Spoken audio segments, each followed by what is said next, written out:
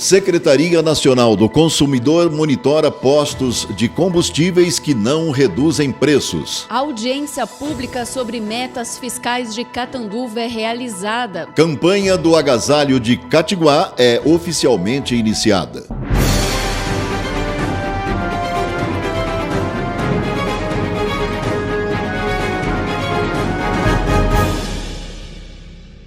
Olá, boa noite. A Fundação Padre Albino e a Associação de Assistência ao Hospital Emílio Carlos iniciaram na última segunda-feira a reforma da ala verde do Hospital Emílio Carlos. Ao todo, serão reformados 24 leitos para atendimento aos pacientes do SUS, além de banheiros, posto de enfermagem e demais setores. A previsão do término da obra é janeiro do ano que vem.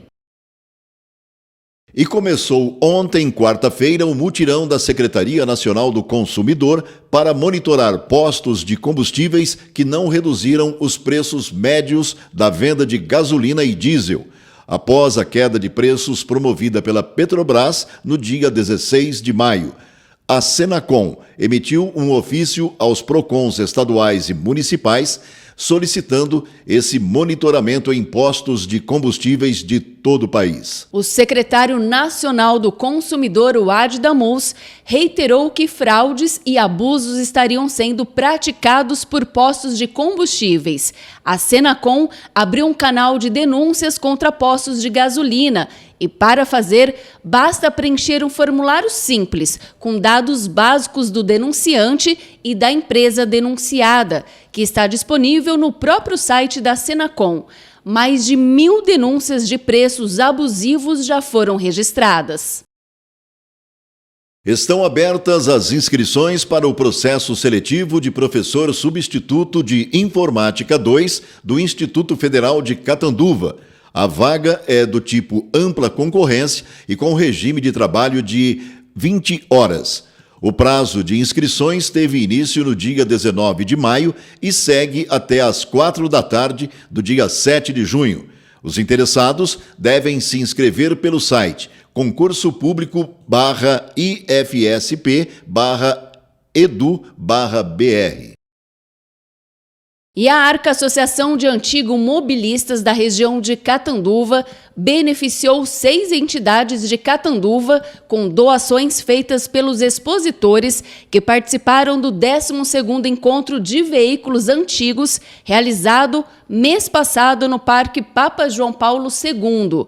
De acordo com a diretoria da Arca, foram cerca de 600 veículos expostos no encontro anual, que atraíram cerca de 9.000 pessoas ao longo do dia, com a entrada sendo 2 quilos de alimento não perecível ou R$10, os itens e valores arrecadados foram de acordo com a necessidade de cada entidade. A Associação Voluntária de Combate ao Câncer recebeu 380 litros de leite. A Casa do Menor, 100 litros de produtos de limpeza e 60 potes de sorvete.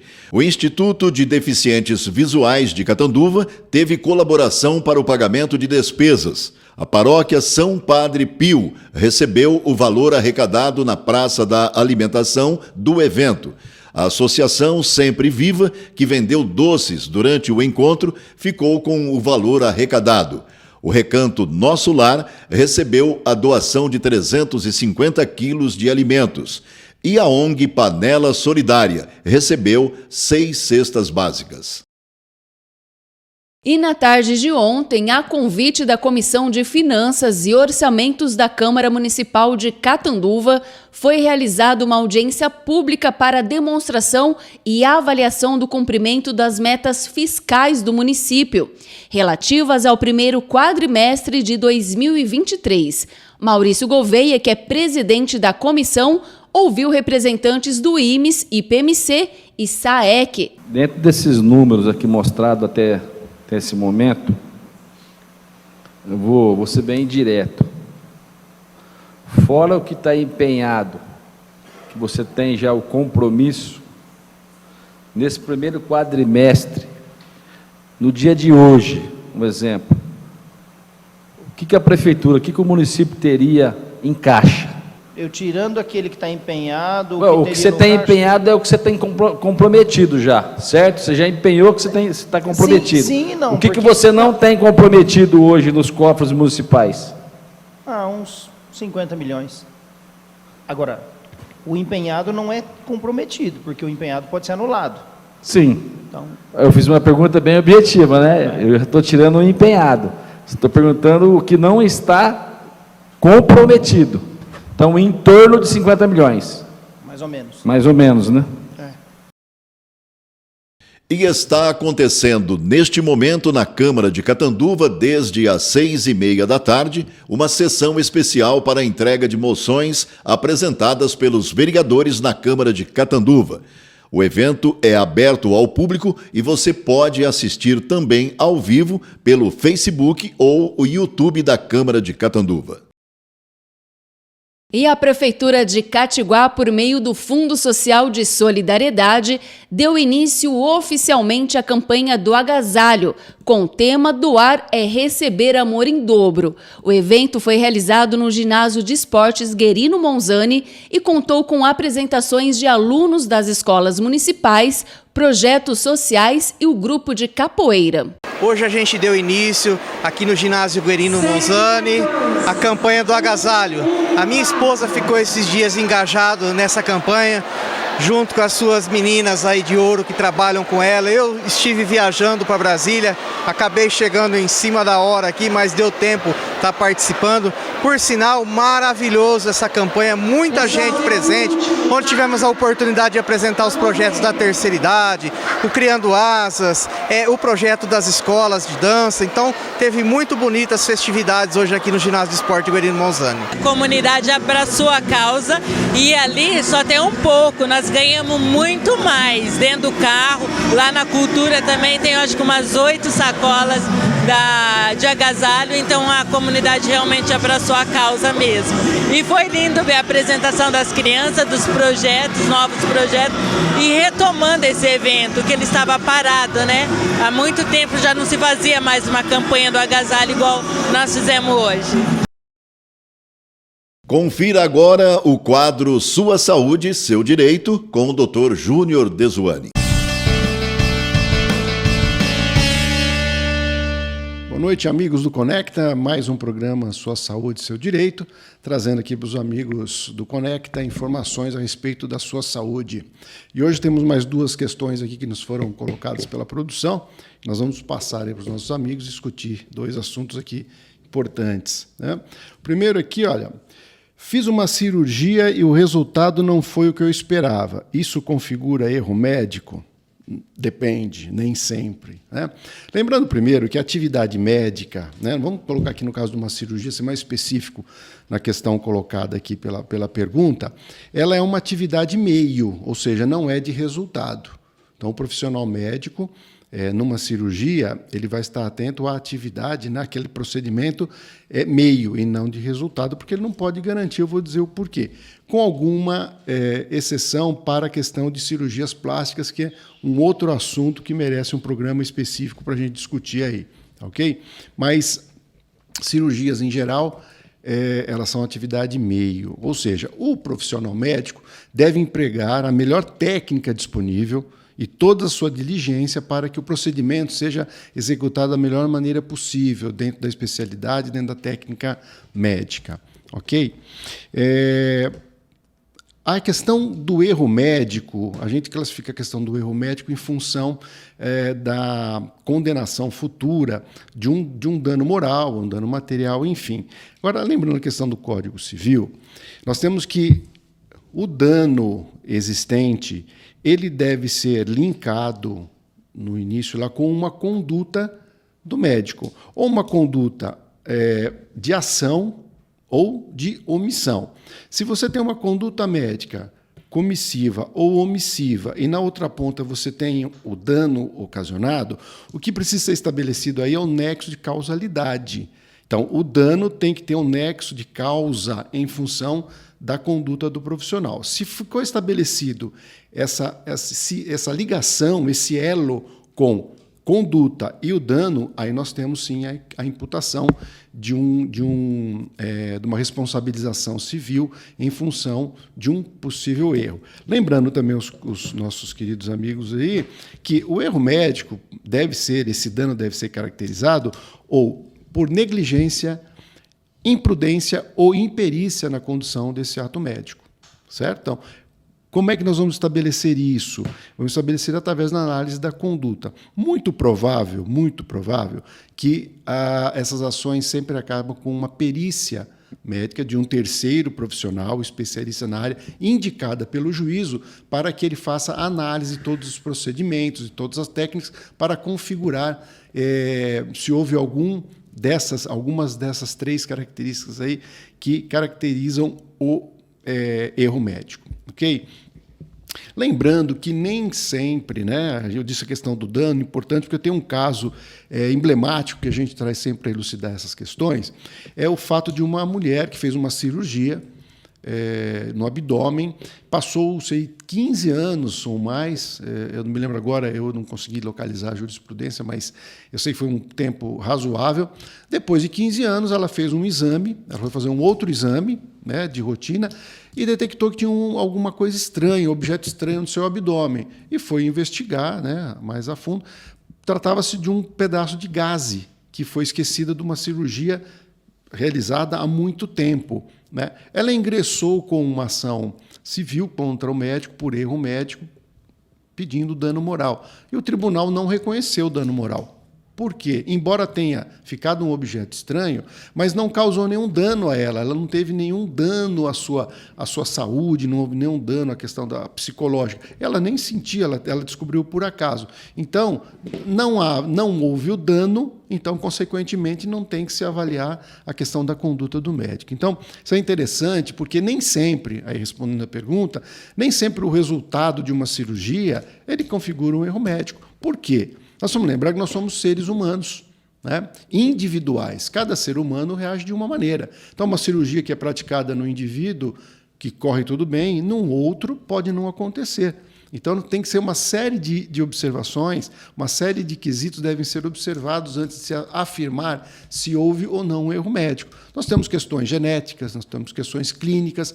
Muito também acontece das questões pós-operatórias, né? O paciente, depois de uma cirurgia, ele não toma todos os cuidados necessários para uma pós-cirurgia, ou pós-operatório. Questão de repouso, fisioterapias, medicação. Então, tudo isso deve ser analisado, né? Então, muito cuidado, mesmo porque você mover uma ação por erro médico, não pode esquecer que existe um profissional do outro lado. Existe um indivíduo, um profissional, que vai ter, no mínimo, questionado o seu procedimento e até uma pequena exposição. Então, seja muito criterioso, procure um profissional, um advogado que vá lhe instruir, que vá te dar todas as condições para que você tenha segurança quando você tiver dúvidas a respeito de um possível erro médico. Ok? Segunda pergunta que nos chegou foi a respeito de planos de saúde. Interessante também. Olha aqui. O plano de saúde pode restringir atendimento por conta de uma ação judicial contra ele? Bom, eu entendo aqui que alguém promove uma ação judicial contra um plano de saúde, por uma cirurgia, procedimento, medicamento, enfim, né? E ele pode sofrer alguma restrição de atendimento, alguma retaliação, enfim. Não, evidentemente que não, né? E existe uma construção para isso. Por quê? Lembrando que nós falamos nos programas anteriores, o artigo 196 da Constituição Federal, ele diz o quê? Saúde, dever do Estado, direito do cidadão. E o Estado, como ele não consegue atender à demanda, ele permite que um terceiro exerça essa atividade da concessão da saúde à população. Então, é um terceiro autorizado pelo Estado para o cumprimento de uma determinação constitucional. E nada mais é do que o plano de saúde. O plano de saúde, para operar o plano de saúde, ele tem que ter uma autorização, ele tem que estar registrado seguindo as normas da ANS, Agência Nacional de Saúde Suplementar. questão de regramento dessa agência e também da legislação. Então, ele tem um dever constitucional e, evidentemente, que ele deve promover saúde. Então, não cabe aqui a um plano de saúde, porque está sendo discutido uma questão contrajudicial, ele cometer qualquer tipo de restrição ou boicote ou mau atendimento, enfim, não cabe isso. Se ele fizer isso, se ele atuar dessa maneira, nós temos aí uma outra ação, porque se ele descumpriu aquilo que está na norma, está na lei, ele vai responder, será penalizado também. Então, não cabe, não tem vinculação nenhuma, não há um liame aí, não há ligação. A ação caminha para a busca do seu direito e a relação contratual, a obrigação contratual que o plano tem, deve continuar da mesma maneira. Ele cumprindo com suas obrigações, com o seu dever, e você também, enquanto beneficiário desse plano. Ok? Trago aqui também algumas informações a respeito desse assunto, né? Que é muito comum as pessoas assim, o plano de saúde cortou o meu plano, ele rompeu o meu plano, eu não sabia. A gente chama isso de uma rescisão unilateral, ou seja, o plano, de um lado só, por parte dele, rescinde um contrato. Né? Só existem duas maneiras, possibilidades do plano de saúde fazer uma rescisão contratual unilateral. A primeira é por fraude, a segunda por inadimplência. Mas fraude como? Fraude. Você pode, na hora da contratação de um plano, omitir uma doença pré-existente. Não? Então, se algumas pessoas, né, hipoteticamente, contratam um plano de saúde, omitem que tem uma doença pré-existente e depois quer ser tratado fora da carência. Mas ele já tinha conhecimento prévio. Evidentemente, a fraude deve ser também comprovada, o dolo daquela pessoa na hora do contrato. Né? E a segunda que eu disse é a questão da inadimplência. Quando você deixa de pagar o plano de saúde, evidentemente que o plano não tem obrigação de lhe atender, porque você não cumpriu com o seu dever. Porém, existem parâmetros legais para isso. Né? A Lei 9656 de 98, no artigo 13, estabelece que a inadimplência tem que ser superior a 60 dias, né, ininterruptas ou não, dentro do prazo de 12 meses, e o segurado, né, o beneficiário, deve ser notificado comprovadamente até o 50º dia do débito sobre a sua inadimplência. Ok? Então, tem que ser comprovado essa notificação. Então, você vai receber um comunicado dizendo que você está inadimplente e, se você não tomar providência dentro do prazo legal, aí sim o plano pode, inclusive, fazer a rescisão unilateral, ou seja, da parte dele, e você perder o seu plano. Então, fique muito atento quando você tiver, por acaso, algum problema financeiro, fique atento à questão desses prazos. Ok? Muito obrigado, meus amigos. É isso por hoje. Eu fico aqui e, lembrando novamente, nós estamos aguardando os nossos questionamentos, assuntos que você, nossos queridos amigos aí do Conecta, gostariam de ver discutidos aqui no programa Sua Saúde, Seu Direito. Pelo Facebook ou Instagram, Júnior Dezuani, minúsculo, tudo junto, ou pelo WhatsApp aqui do Conecta, que é o 17 992 48 9494. Boa noite, amigos.